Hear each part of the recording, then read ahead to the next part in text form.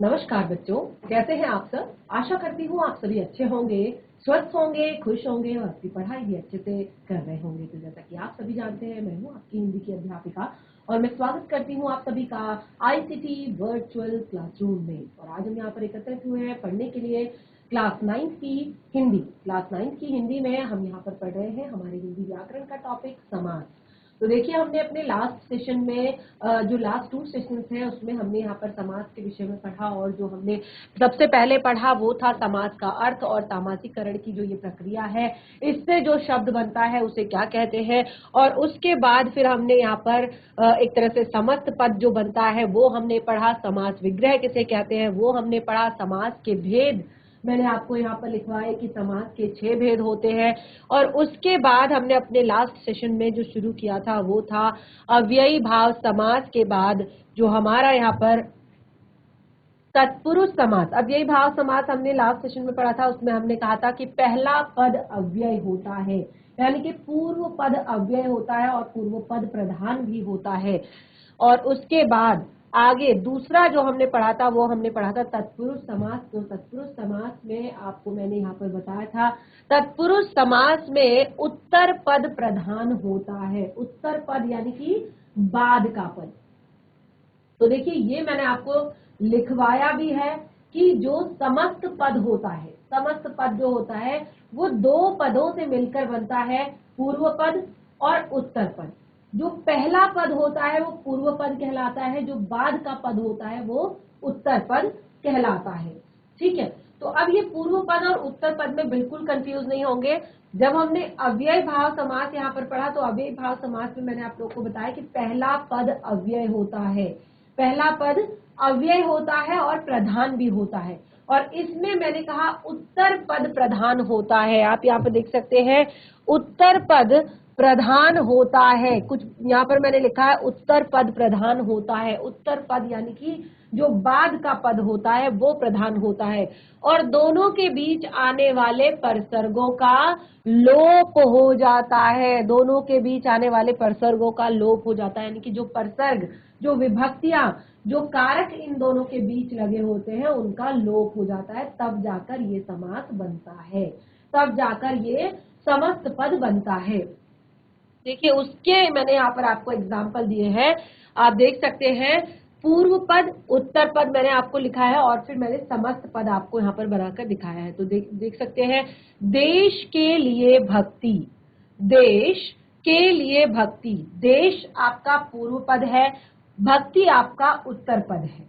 देश आपका पूर्व पद और भक्ति उत्तर पद, और बीच में जो हम यहाँ पर जो हमने अंडरलाइन किया है ये है विभक्ति चिन्ह, यानी कि जो विभक्ति है जो इन दोनों को अलग अलग करती है। तो ये विभक्ति चिन्ह है और इसको हमने अगर यहाँ पर से हटा दिया, इसका लोप हो जाता है और ये दोनों आपस में मिल जाते हैं, देशभक्ति।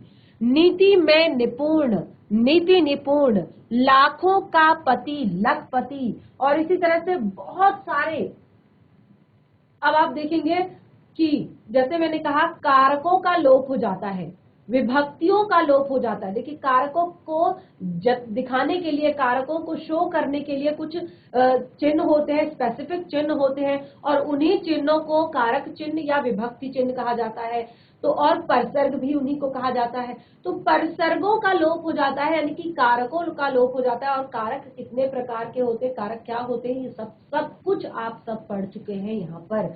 तो देखिए, उसी के आधार पर ये एग्जाम्पल तो मैंने आप लोगों को लिखवाए ही, साथ में उसी के आधार पर मैंने आपको यहाँ पर बताया कि तत्पुरुष समास के 6 भेद होते हैं। तत्पुरुष समास के 6 भेद होते हैं। कर्म तत्पुरुष, करण तत्पुरुष, संप्रदान तत्पुरुष, अपादान तत्पुरुष, संबंध तत्पुरुष और अधिकरण तत्पुरुष।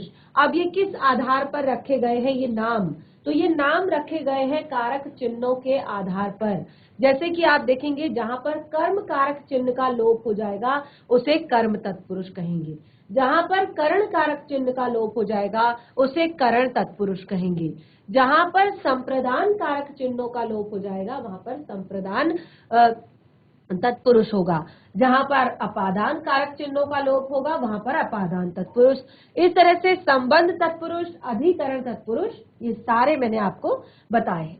और देखिए ये मैंने आपको क्या बताया, कर्म तत्पुरुष क्या बताता है, कर्म को शो करता है। करण तत्पुरुष क्या बताता है, करण बताता है रीजन या साधन या माध्यम को। संप्रदान क्या बताता है कि किसी को दिया, किसी से लिया या किसी के लिए क्या किया। अपादान क्या दर्शाता है, पृथक्करण को। संबंध क्या तत्पुरुष क्या दर्शाता है, आपस में संबंध को। अधिकरण दर्शाता है क्रिया के आधार को। ठीक है, तो ये सब चीजें मैंने आपको यहाँ पर लिखवाई और ये मैंने आप लोगों से घर से याद करके आने के लिए कहा था। कल का यही होमवर्क था आप लोगों के लिए कि आप सभी कारकों की जो विभक्तियां हैं उनको याद करेंगे प्रॉपर तरीके से। ये मैं आपको कारक चिन्हों को जब रीडिंग कराई थी, पढ़ाया था, तब भी मैंने आप लोगों को बोला था। लेकिन जब भी आप लोगों से पूछा जाता है या डिस्कस किया जाता है तो बिल्कुल ऐसा लगता नहीं कि आप लोगों ने पढ़ा हुआ है। इसलिए जो भी क्लास में पढ़े उसको घर पर एक बार जरूर रिवाइज करें। तो इस तरह से हम यहाँ पर सबसे पहला हमने शुरू किया था अपना कर्म तत्पुरुष। कर्म तत्पुरुष में मैंने यहाँ पर आपको बताया कि इसमें कर्म कारक चिन्हों का या कर्म कारक की विभक्ति, तो कर्म कारक की विभक्ति क्या है, को है। कर्म कारक की विभक्ति क्या है, को। कर्म कारक की विभक्ति का लोप हो जाता है। जैसे ग्रामगत, ग्रामगत आपका शब्द है और उसका हमने समास विग्रह किया तो हमने देखा ग्राम को गया हुआ, ग्राम को गया हुआ, को। नगरगत, नगर को गया हुआ। कीटनाशक, कीट को नष्ट करने वाला। परलोक गमन, परलोक को गमन। तो आप देख सकते हैं जितने भी एग्जाम्पल मैंने यहाँ पर कर्म तत्पुरुष में लिखवाए हैं सभी क्या है, कर्म कारक चिन्हों से एक तरह से जुड़े हुए हैं और कर्म कारक चिन्हों का लोप यहाँ पर हो जाता है, इसीलिए ये कर्म तत्पुरुष समास कहलाता है। ठीक है, उसके बाद हमने यहाँ पर कुछ अगले जो है, जैसे करण तत्पुरुष को हमने किया था। करण तत्पुरुष, तो इसमें मैंने आपको बताया करण का अर्थ होता है साधन या माध्यम। तो इसमें करण कारक की विभक्ति, इसमें करण कारक की विभक्ति क्या है, करण कारक की विभक्ति से, द्वारा या के द्वारा, से, द्वारा या के द्वारा का लोप हो जाता है। ठीक है, तो अब यहाँ पर एग्जाम्पल देखिए, मन चाही, मन चाही, मन से चाही। तुलसी कृत, तुलसी द्वारा कृत। मुंह मांगा, मुंह से मांगा। शोकग्रस्त, शोक से ग्रस्त।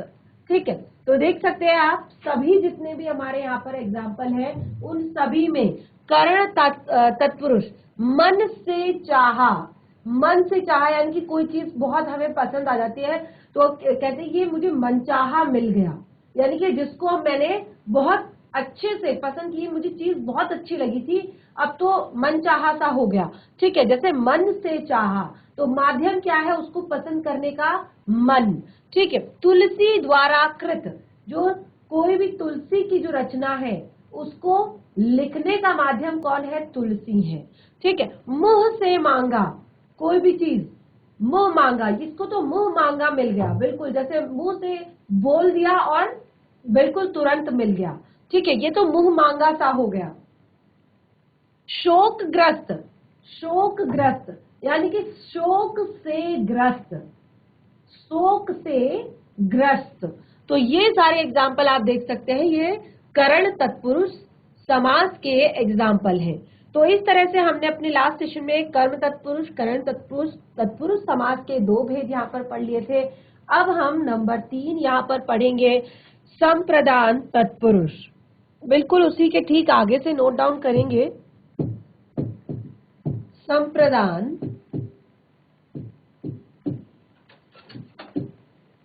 तत्पुरुष। संप्रदान तत्पुरुष क्या होता है, संप्रदान तत्पुरुष भी यही है कि इसमें संप्रदान जो कारक चिन्ह है, संप्रदान कारक चिन्ह क्या है, देखिए यही मैं आप लोगों से घर से पढ़कर आने के लिए कह रही हूं जो कारक चिन्ह है। ठीक है, तो संप्रदान तत्पुरुष जो है उसमें संप्रदान कारक चिन्ह क्या है? संप्रदान कारक चिन्ह के लिए, इसमें संप्रदान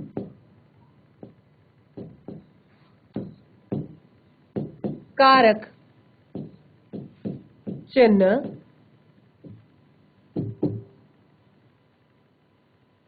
इसमें संप्रदान कारक चिन्ह के लिए का लोप हो जाता है। इसमें संप्रदान कारक चिन्ह के लिए का लोप हो जाता है। ठीक है, तो अब एग्जाम्पल देखिए, एग्जाम्पल से आपको पता चलेगा।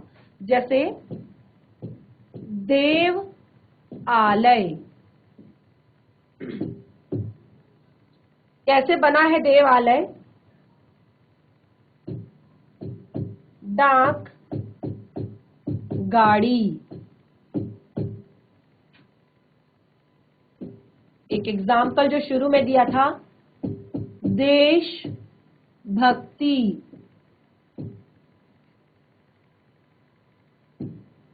हवन सामग्री,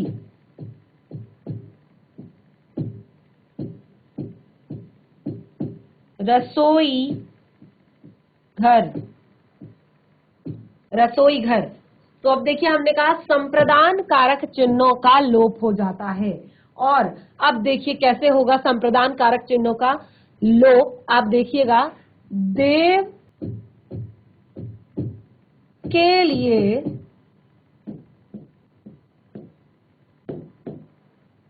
आलय, डाक के लिए गाड़ी, देश के लिए भक्ति, हवन के लिए सामग्री, रसोई के लिए घर। तो देखिए, देव के लिए आलय, डाक के लिए गाड़ी, रसोई के लिए घर, हवन के लिए सामग्री, ये सारी चीजें जो एग्जाम्पल, जितने भी सारी चीजों के एग्जाम्पल दिए हैं, आप देख सकते हैं वो सारे शब्द जो हैं वो किन विभक्तियों से जुड़े हुए हैं? वो के लिए की विभक्ति से जुड़े हुए हैं। और आप यहाँ पर स्पष्ट रूप से देख पा रहे हैं कि यहाँ पर जो ये के लिए की विभक्ति है उसका लोप हो चुका है। यानी कि यहाँ पर अब डाक गाड़ी, देशभक्ति, हवन सामग्री, रसोई घर, यानी कि कुछ ऐसा चेंज नहीं हुआ है। यहाँ पर हमने कहा कि उत्तर पद आपका प्रधान होता है और विभक्तियों का लोप हो जाता है। तो विभक्तियां लुप्त हो गई है। शब्द आप देख रहे हैं, देव आलय, देव आलय, डाक गाड़ी, डाक गाड़ी, देश भक्ति, देश भक्ति, हवन सामग्री, हवन सामग्री, रसोई घर, रसोई घर। तो इस तरह से तीनों यहाँ पर जो तत्पुरुष जो समास है, करण तत्पुरुष, कर्म तत्पुरुष और संप्रदान तत्पुरुष, वो हमने यहाँ पर क्लियर कर लिए हैं। और आपने देखा कि जो तीनों हैं उनके कारक चिन्ह अलग अलग हैं तीनों के। कर्म कारक की विभक्ति है को, करण कारक की विभक्ति है से और के द्वारा, और आपका संप्रदान कारक की विभक्ति है के लिए। तो हमने कहा बीच में आने वाली विभक्तियों का लोप हो जाता है, विभक्तियां तुरंत ही लुप्त हो जाती हैं। तो इस तरह के और भी एग्जाम्पल आप यहाँ पर लिखेंगे, कुछ और एग्जाम्पल, क्योंकि बहुत सारे शब्द होते हैं इस तरह के। तो आप यहाँ पर घर पर कुछ और एग्जाम्पल इसके लिए जरूर लिखेंगे। इस तरह से 3 हमारे क्लियर हो गए। नंबर 4 हम यहाँ पर अपादान तत्पुरुष पढ़ते हैं। नंबर 4 अपादान तत्पुरुष, अपादान तत्पुरुष समास। तो देखिए इसमें अपादान कारक की विभक्ति का लोप हो जाता है। क्या होता है? अपादान कारक की विभक्ति का लोप हो जाता है। तो बिल्कुल लिखना उसमें वही है, केवल एक लाइन कि इसमें अपादान कारक की विभक्ति का, ठीक है, इसमें अपादान कारक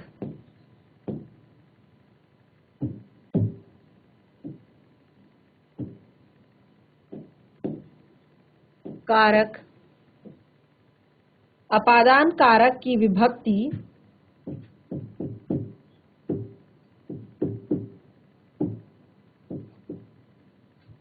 अपादान कारक की विभक्ति से जो कि किसको दर्शाता है? से किसको दर्शाता है? अलगाव या पृथक्करण।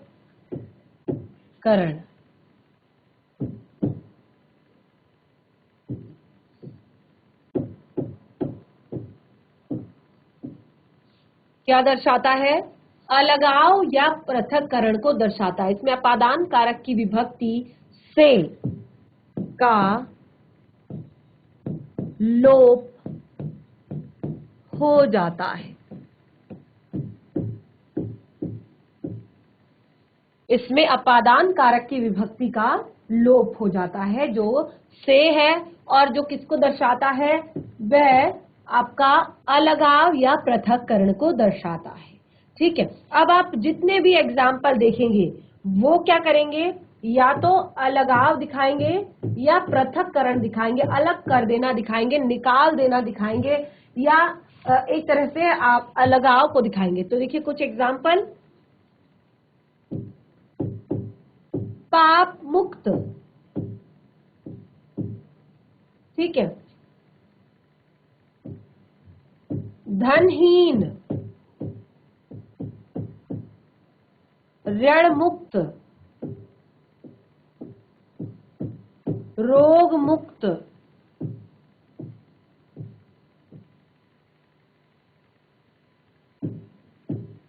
देश निकाला।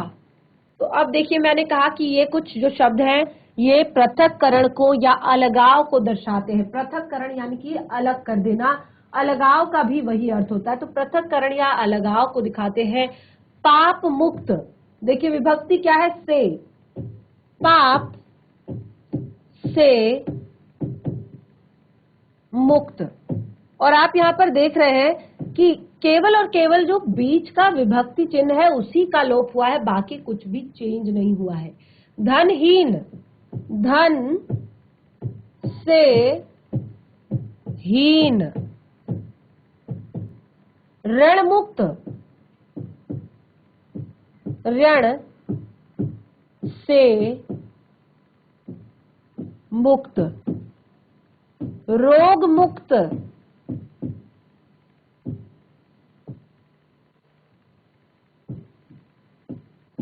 से मुक्त।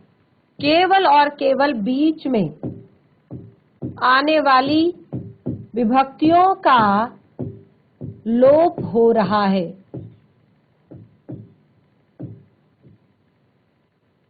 पाप मुक्त, जो पाप से मुक्त हो चुका है उसको हमने कहा पाप मुक्त, यानी कि अब वो पृथक हो गया है, पाप उससे अलग हो गया है, पाप मुक्त हो चुका है।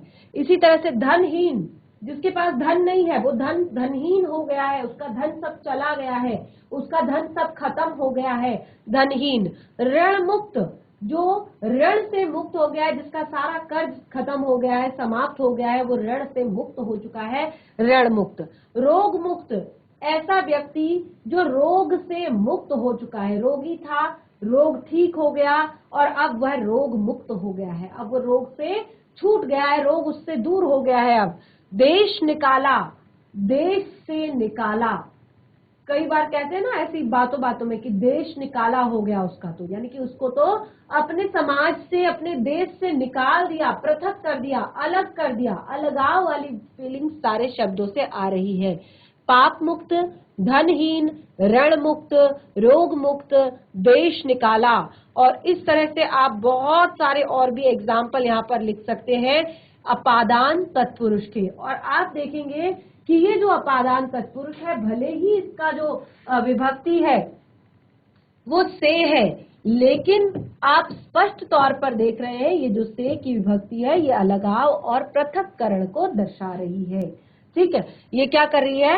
अलगाव और पृथक्करण को दर्शा रही है। ठीक है, तो ये हमारा यहाँ पर अपादान तत्पुरुष क्लियर होता है। अब हम आगे बढ़ते हैं अपने अगले टॉपिक की तरफ, जो है संबंध तत्पुरुष। नंबर 5 है संबंध तत्पुरुष।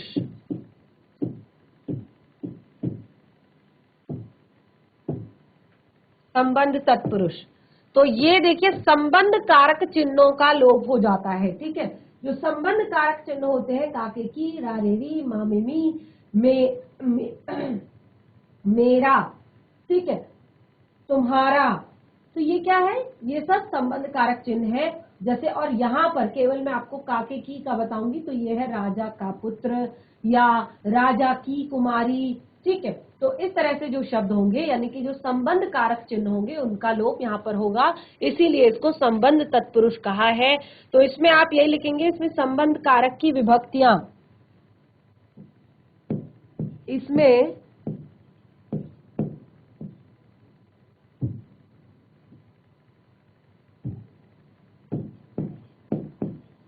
संबंध कारक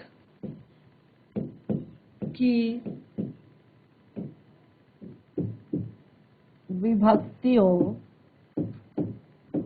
इसमें संबंध कारक की विभक्तियों का, के, की, विभक्तियों का लोप हो जाता है। इसमें संबंध कारक की विभक्तियों का, के, की का लोप हो जाता है।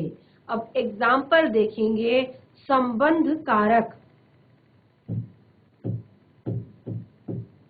संबंध कारक का एग्जाम्पल लिखेंगे हिमालय,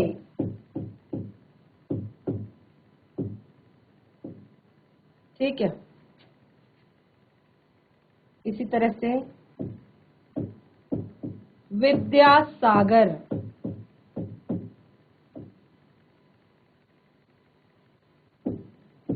पवन पुत्र,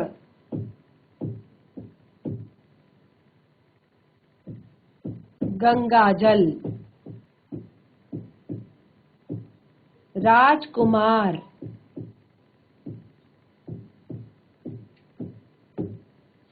तो देखिए ये मैंने कुछ एग्जाम्पल यहाँ पर लिखे हैं।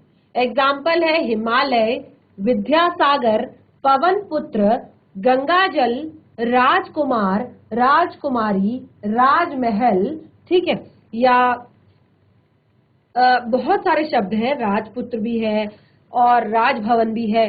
तो इनको हम देखिए कैसे यहाँ पर लिखेंगे और कैसे इसमें काके की का लोप होता है। हिमालय, हिम अर्थात बर्फ, हिम को क्या कहते हैं? बर्फ, ठीक है। हिम का आलय, आलय का क्या अर्थ होता है? आलय का अर्थ होता है घर, जैसे हम कहते हैं ना विद्यालय, तो विद्या का आलय, पुस्तकालय, पुस्तकों का आलय, देवालय, देवों का आलय, ठीक है। तो इसी तरह से हिम का आलय, हिमालय। विद्या का सागर, पवन का पुत्र, गंगा का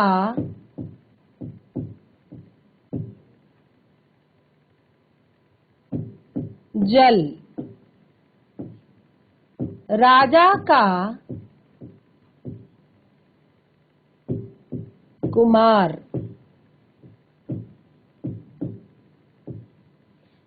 तो अब आप यहाँ पर देखिए स्पष्ट तौर पर हमने कहा कि संबंध कारक का जो आपका विभक्ति है उसका लोप हो जाता है, ठीक है। तो हमने यहाँ पर संबंध कारक की विभक्तियां काके की लिखी है। तो इसी तरह से आप राजा की कुमारी या राजपुत्री, ठीक है, लिख सकते हैं यहाँ पर, ताकि आपको कंफ्यूजन ना हो, आपको लगेगा कि हर जगह आपका का यहाँ पर लिखा हुआ है।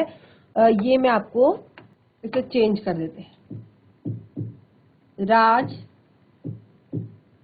कुमारी।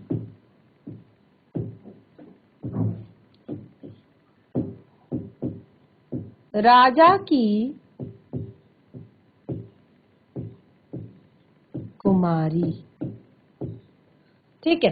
तो अब आप यहाँ पर देखेंगे ये सब क्या कर रहे हैं, एक दूसरे के बीच में संबंध बता रहे हैं, एक दूसरे का आपस में संबंध बता रहे हैं।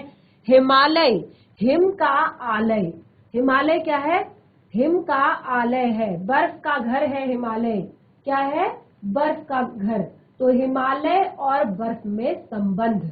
इसी तरह से विद्या सागर, विद्या का सागर, यानी कि जो विद्या है, जो ज्ञान है, ज्ञान कोई एक किताब नहीं है, ज्ञान तो एक पूरा सागर है, बहुत बड़ा सागर है, बहुत बड़ा सागर है, जिसको आप जितना भी चाहें आपको छोटी छोटी उसमें से नदियां बना ले, यानी कि जितना आप पढ़ ले, जितना आप समझ ले, जितना आप जान ले, उतना कम है, ठीक है।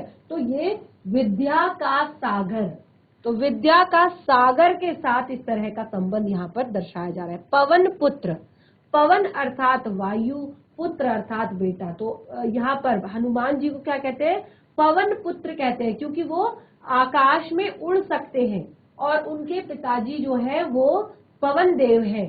तो इसीलिए यहाँ पर वायु और उनके पुत्र का संबंध, पवन पुत्र। गंगा जल, गंगा और उसके जल का, उसके जल की पवित्रता, उसके जल का लोगों में जो जल के प्रति जो आस्था है, उसका यहाँ पर बताया गया संबंध गंगा और जल का। राजकुमारी, राजा की कुमारी, तो राजा की कुमारी यानी कि राजकुमारी जो है, ठीक है। तो इसमें आप देखेंगे साफ तौर पर यहाँ पर जो आपका संबंध कारक की विभक्ति है, हर जगह उसका क्या हो रहा है, लोप हो रहा है, कोई भी चेंज नहीं आ रहा है। आप देखेंगे हिमालय लिखा हुआ है तो हिम आलय, हिमालय। विद्या सागर, विद्या सागर। पवन पुत्र, पवन पुत्र। गंगा जल। तो यानी कि चेंज कुछ भी नहीं हुआ है, बस जो बीच में आए हुए कारक चिन्ह है, बीच में आई हुई जो विभक्तियां हैं, उनका लोप हो रहा है। स्पष्ट तौर पर आप देख सकते हैं कि जो बीच में आई हुई विभक्तियां हैं उनका लोप हो रहा है। तो इस तरह से हमने यहाँ पर तत्पुरुष समास में पांचवा जो भेद है संबंध तत्पुरुष, उसको भी पढ़ लिया है। अब हम लास्ट आखिरी जो हमारा यहाँ पर भेद है तत्पुरुष समास का नंबर 6 जो है अधिकरण तत्पुरुष। अधिकरण, तो मैंने अधिकरण का आपको बताया था मीनिंग, जो क्रिया करने के स्थान को बताता है। अधिकरण तत्पुरुष, तो बिल्कुल लिखना आपने वही है, क्या लिखना है, आप लिखेंगे इसमें अधिकरण कारक चिन्ह की विभक्तियां, ठीक है। इसमें अधिकरण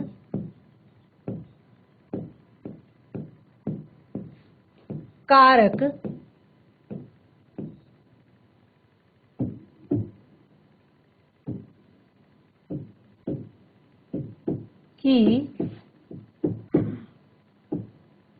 विभक्तियों, क्या है अधिकरण कारक की विभक्तियां? अधिकरण कारक की विभक्तियां क्या है? अधिकरण कारक की विभक्तियां में, पर, क्या है? में, पर का लोप हो जाता है। अधिकरण कारक की विभक्तियों का लोप हो जाता है। देखिए है ये तत्पुरुष समास ही। तत्पुरुष समास में यहाँ पर हमने बताया था इसका उत्तर पद प्रधान होता है और इसमें बीच में आई हुई विभक्तियों का लोप हो जाता है। तो विभक्तियों के लोप के कारण ही हम इसका यहाँ पर इसके भेदों को पढ़ रहे हैं। तो इसमें हम अधिकरण कारक इस टाइम पे पढ़ रहे हैं। अधिकरण कारक की जो विभक्तियां हैं वो है में और पर। तो हमने कहा कि इसमें अधिकरण कारक की विभक्तियां में और पर का लोप हो जाता है। ठीक है, तो चलिए कुछ एग्जाम्पल से देख लेते हैं यहाँ पर।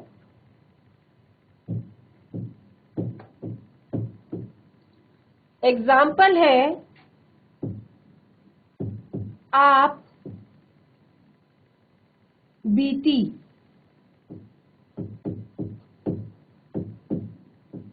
आप बीती। दूसरा है सिर दर्द,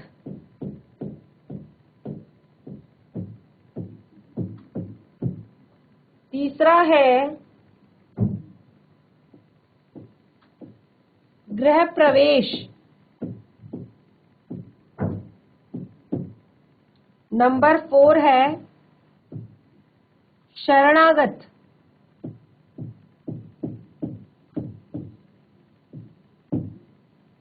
घुड़सवार,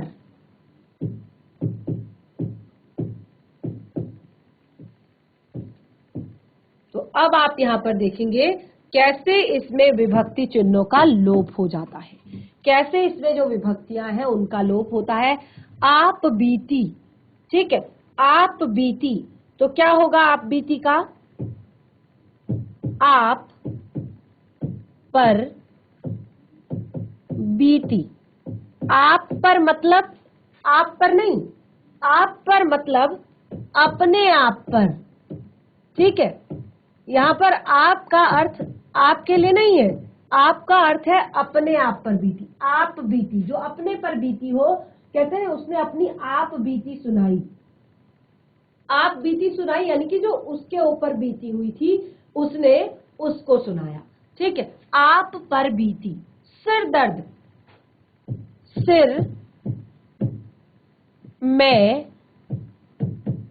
दर्द।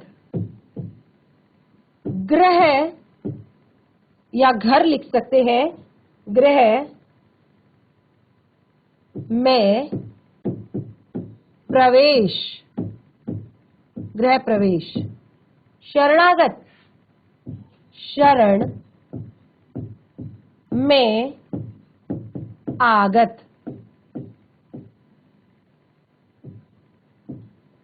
अगला घुड़सवार, घोड़े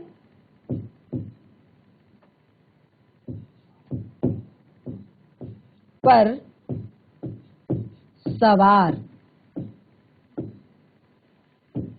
तो ये है अधिकरण तत्पुरुष, जिसमें अधिकरण कारक चिन्ह जो है, अधिकरण कारक की जो विभक्तियां हैं उनका लोप हो जाता है।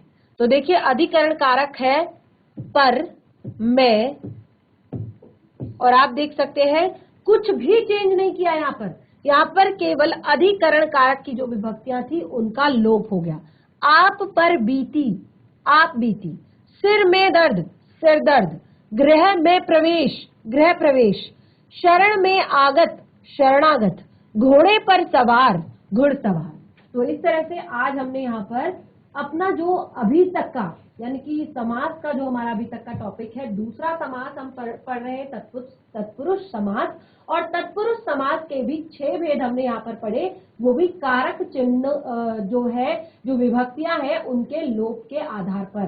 तो यहाँ पर 6 के 6 भेद हमने पढ़ लिए हैं और इस तरह से हमने समास के 2 भेदों को कंप्लीट कर लिया है और आगे हम समास के बाकी भेदों को पढ़ेंगे। तो आज का आपका होमवर्क है कि इसे घर पर जाकर जरूर रिवाइज करें और जो मैंने आपको कहा है कि खुद से कुछ भी एग्जाम्पल यहाँ पर, यानी कि जिस तरह से मैंने आपको यहाँ पर 5 एग्जाम्पल लिए हैं तो एटलीस्ट 2 एग्जाम्पल आपने हर एक में खुद से लिखकर लाने हैं। यानी कि पहले आपने पढ़ना है, समझना है, फिर एग्जाम्पल के तौर पर आपने यहीं पर 2-2 एग्जाम्पल और होमवर्क में लिखकर लाने हैं हर एक में, जितने भी अभी तक हमने समास पढ़े हैं, तभी आपको ये सारी टॉपिक्स अच्छे से क्लियर हो पाएंगे। तो अपने टॉपिक को कंटिन्यू करेंगे हम अपने नेक्स्ट सेशन में। तब तक के लिए धन्यवाद। आपका दिन शुभ हो।